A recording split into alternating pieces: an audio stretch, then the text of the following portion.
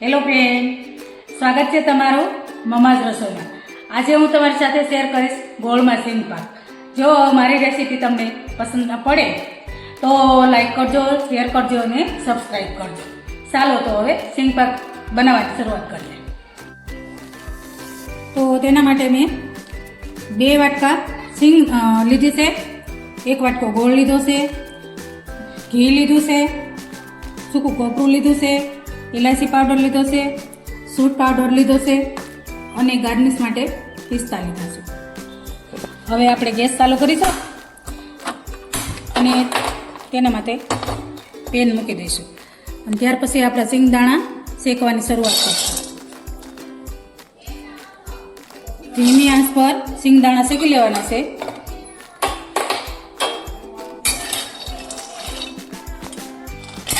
તો આ રીતે આપણે સિંગદાણા શેકી લેવાના અને હવે આપણા સિંગદાણા શેકાઈ ગયા છે.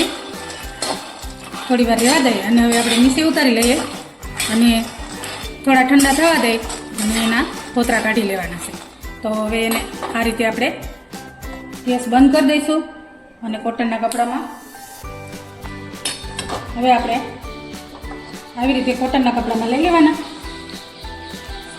અને ત્યાર પછી એને થોડા ઠંડા થવા દઈ અને આ રીતના એને આપણે ફોતરા ઉખેડી લેવાના અને જ્યારે ફોતરા ઉછળી જાય ત્યાર પછી એને આપણે ક્રશ કરી લઈશું.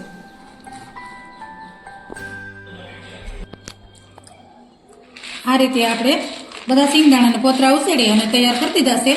હવે તેને આપણે આ મિક્સર જારમાં લઈ અને દરદરું પીસી લેવાના છે.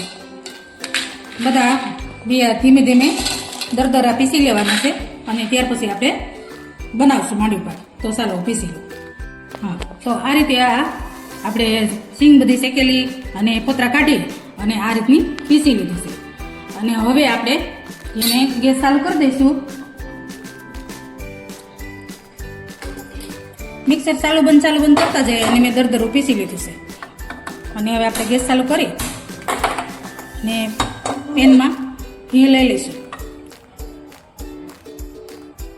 ઘી 1 ચમચો લેવાનું છે.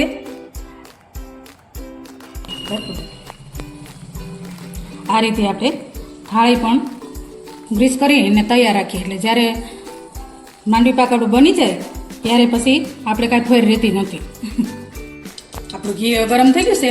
હવે આપણે ગોળ નાખીશું. ગોળ મેં કોલ્હાપુરી ગોળ લીધો છે. જો તમને દેશી ગોળમાં પસંદ હોય તો દેશી ગોળ પણ કરી શકો, જે અવેલેબલ હોય એમાં થઈ શકે. હવે આપણે એનો પાયો લેવાનો છે.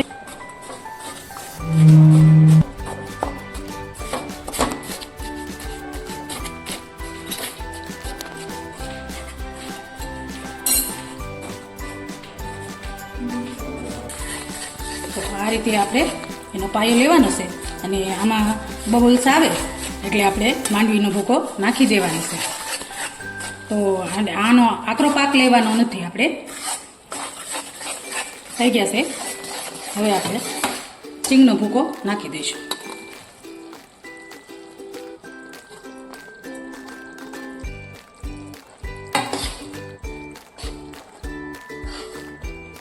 હલાવતા જઈશું ધીમે ધીમે અને મિક્સ કરી દઈશું અને ત્યાર પછી ટોપરાનું ચીણ નાખી દઈશું. ત્યાર પછી સૂંઠ પાવડર થોડોક જ નાખશું, 1-1.5 ચમચી અને ઇલાયચી પાવડર નાખી દઈશું. હવે આપણે બધું મિક્સ કરી દઈશું.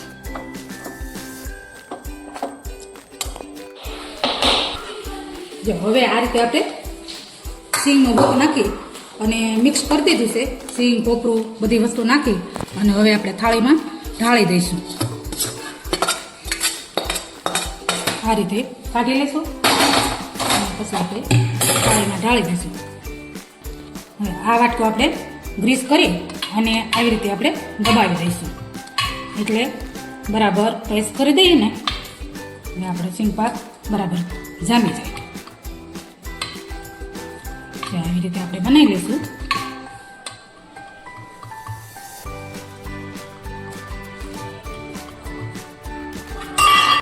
તો આ રીતે મેં થાળીમાં આપણો સિંગ પાક ઢાળી દીધો છે. તમે જોઈ શકો છો એકદમ સરસ થઈ ગયો છે. અને પછી આપણે એને કાપા પાડી લઈએ. પછી ઠંડુ થાય ત્યારે આપણે આ રીતે આમ કાપા પાડી લઈશું. એટલે થોડું ગરમ છે ને ત્યાં કાપા પડી જાય, પછી વાર લાગે તો ઠંડુ થઈ જાય, એટલે બરાબર પીસીસ નહીં પડે. જેથી કરીને આપણે પહેલાં અત્યારે જ કાપા પાડી લઈએ. હવે આને આપણે 10 થી 15 મિનિટ માટે ઠંડો થવા માટે મૂક્યો હતો અને કિસમિસથી ગાર્નિશ કર્યો છે. આ રીતે આપણો માંડવી પાક આપણે 10 થી 15 મિનિટ માટે ઠંડો થવા મૂક્યો છે અને એને પીસીસ પાડી લીધા છે અને મેં પિસ્તાથી ગાર્નિશ કર્યો છે. હવે આપણે એને સર્વ કરશું. હવે આ રીતે આપણે ગાર્નિશ કરી લઈશું. કેવો એકદમ વ્હાઈટ આપણો સિંગ પાક બન્યો છે. અને મિત્રો, અષાઢ અને શ્રાવણ એટલે ઉપવાસનો મહિનો. આ મહિનામાં જો આ રીતે આપણે સિંગ પાક તૈયાર હોય તો તમે જ્યારે ભૂખ લાગે ત્યારે 2 સપ્તાહ ખાઈ લો તો તમારું પેટ ભરાઈ જાય છે. જો કે હવે આ રીતે તમને જો આપણે ભાંગીને પણ જોઈ લઈશું. એકદમ સોફ્ટ બન્યો છે આપણો સિંગ પાક અને વ્હાઈટ પણ બન્યો છે. તો તમે પણ આ રીતે ટ્રાય કરી અને મને કોમેન્ટમાં જરૂરથી જણાવશો.